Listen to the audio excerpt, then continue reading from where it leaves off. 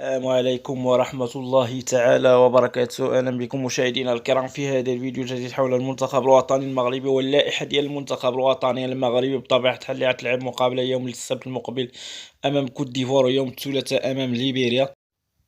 مقابلات قوية بطبيعة الحال، لا من جانب المنتخب الوطني المغربي ولا من جانب المنتخب الإيفواري ولا الليبيري. إذا مقابلات قوية صراحة بين النخبتين، بين النخبة المغربية والنخبة الإيفوارية بطبيعة الحال. إذا غنستعرضوا واحد 9 عناصر من هاد 26 اللي عيطتهم كوتش الركراكي، إما حاليا أو سابقا لعبوا في البطولة الإسبانية او ايطاليا. جوج البطولات اللي هما قويين من البطولات الخمس الكبرى. اضافه لهذه البطوله كاين البطوله الفرنسيه والالمانيه والانجليزيه، هما اللي كيدخلوا في البطولات الخمس الكبرى بطبيعه الحال.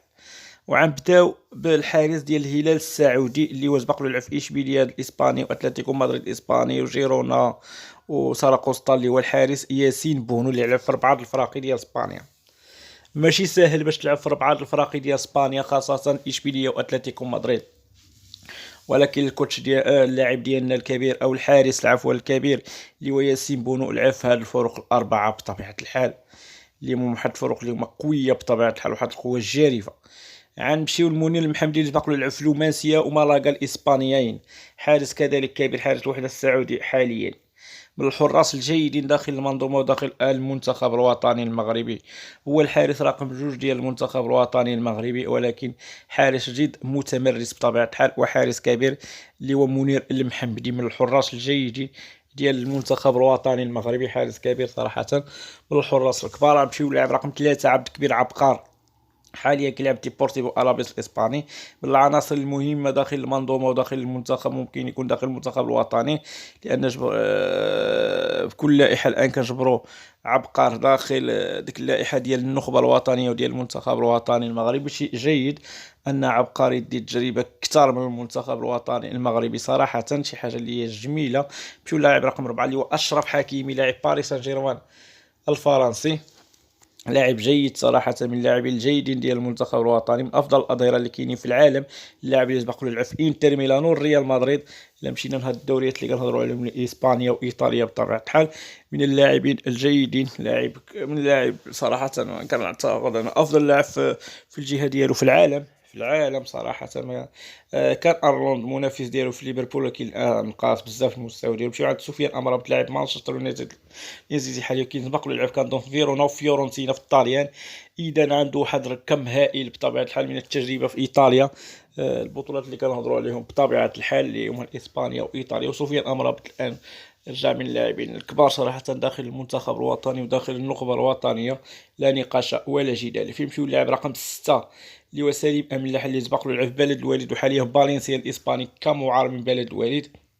لاعب جيد صراحة، اللي هو لاعب سليم أملاح من خيرة اللاعبين اللي عند المنتخب الوطني المغربي. لاعب قوي، لاعب كبير صراحة، من خيرة اللاعبين اللي عند المنتخب الوطني المغربي، اللي هو سليم أملاح من اللاعبين الكبار ديال المنتخب الوطني المغربي. لاعب صراحة قوي، من اللاعبين الكبار. هناك لاعب رقم 7 أسامة العزوزي، لاعب بولونيا الإيطالي بطبيعة الحال، الآن كيلعب في إيطاليا.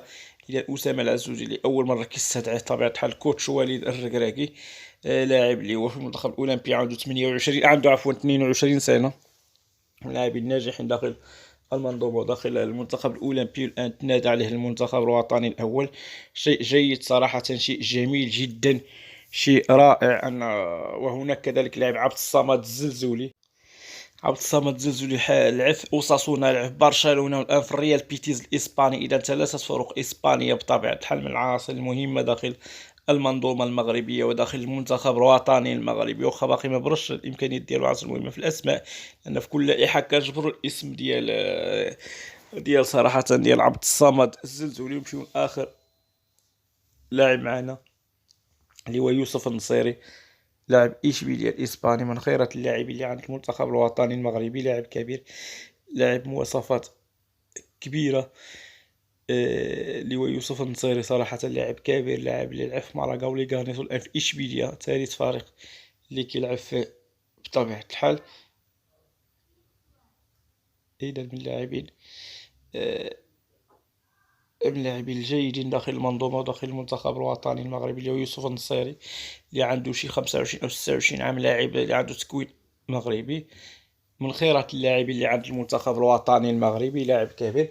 اذا استعرضكم 9 اسماء لواحد العدد اللي بطبيعه الحال ماشي سهل، واحد العدد ديال 9 ديال العناصر اللي رقم بطبيعه الحال اللي هو كبير بطبيعه الحال، اللي هو العدد 9 العناصر. وكان غياب، كان بحال مثلا انا نستعرضكم دابا بحال اللي كانوا معنا في كاس العالم، بحال دابا بونو وحكيمي، هادو كاينين، بحال مزراوي، امرابط، اكرت، السايس، جياش، هادو كاينين، وناحي تا هو كاين.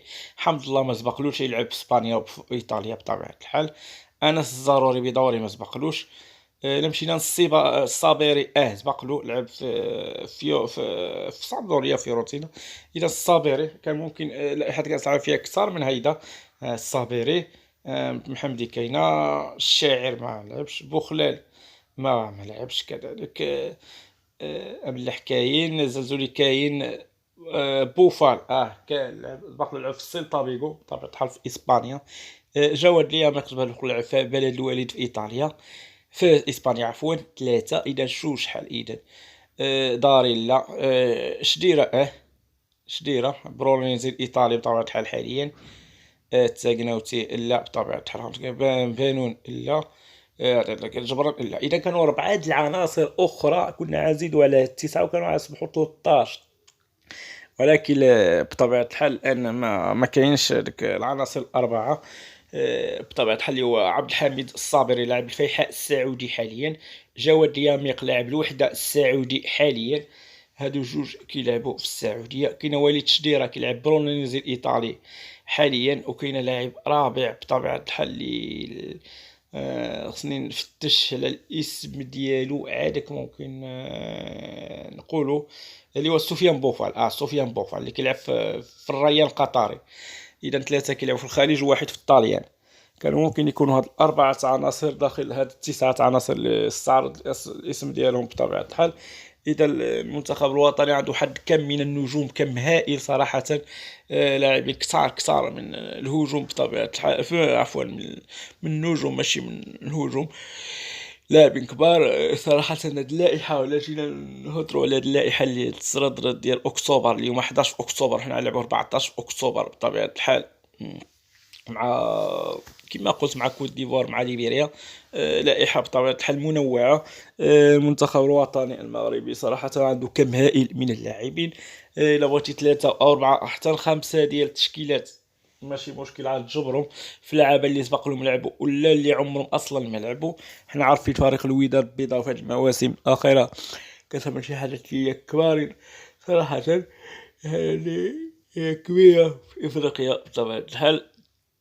عندها شي حاجات اللي هما مزيانين بطبيعه الحال. ولكن الركراكي الان ملي كيجي يقول شي لائحه، كنظن ان كيجبر صعوبات كبيره باش يقول اللائحه ديال المنتخب الوطني المغربي، لان الان رجعت اللائحه ديال المنتخب الوطني المغربي صعيب بزاف باش يخرج الكوتر. علاش؟ لوفره اللاعبين. الان دابا كتشوفوا هاد اللائحه هذه اللي خرجوا فيها بزاف د الغيابات اللاعبين اللي كانوا معنا في كاس العالم. عبد الرزاق حمد الله لاعب اتحاد جده السعودي. انس الضروري لاعب بيرلي الانجليزي. عبد الحميد الصابري لاعب الفيحاء السعودي. شكون اخر هادو اللي انا. الياس الشاعر لاعب البطوله الانجليزيه خدمه الوطن الاول. زكريا بوخلا لاعب تولوز الفرنسي. سفيان بوفال لاعب الريان القطري. جواد الياميق لاعب الوحدة السعودي. أشرف داري لاعب بريست الفرنسي. وليد شديرة لاعب برونينزي الإيطالي. أحمد رضا التاغناوتي حارس المغرب الفاسي. بدر بانو لاعب قطر القطري. يحيى جبران لاعب الوداد البيضاوي. إذا شو لحد كم هائل من اللاعبين. وفحال بعض اللاعبين عاوتاني كإلياس بن صغير لاعب موناكو الفرنسي اللي ممكن يكون. إلياس حسني لاعب باريس سان جيرمان الفرنسي. كاينه إيغامان لاعب فريق الجيش الملكي. كاينه رضا سليم لاعب الاهلي المصري. كاينه سفيان الرحيمي لاعب العين الاماراتي. كاينه مراد باطنه لاعب الفتح السعودي. كاينه فيصل فجر لاعب الوحده السعودي. اذا هذو عناصر كامله ممكن يكونوا داخل اسوار المنتخب الوطني المغربي. هادشي اللي كاين في هذا الفيديو هذا. اذا قلت هاد العناصر كامله ممكن يكونوا داخل اسوار المنتخب الوطني. كثره اللاعبين الان والد كيجبر صعوبات كبيره باش يجبر اللائحه ديال المنتخب الوطني المغربي. هادشي اللي كاين. شكرا لكم.